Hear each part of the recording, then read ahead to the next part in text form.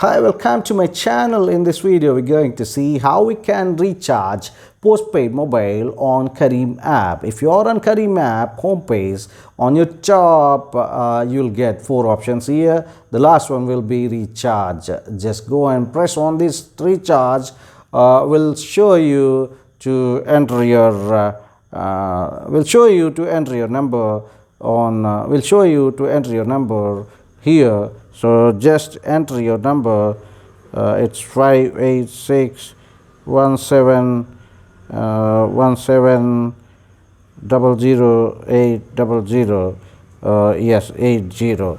So this is the number of my postpaid number. So go and enter. After entering, you can select postpaid.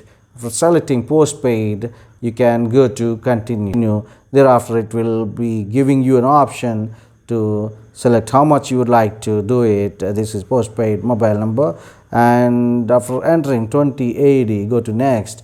So that time it will be allowing you to pay through credit card, debit card, or any other thing, or you can pay with Careem Pay also. So if you have a credit card, debit card, you can enter here and pay, or otherwise pay with Careem Pay. That's so simple, right? Thank you so much for watching this video. You can enter your credit card details here and verify and go back and pay. That's all.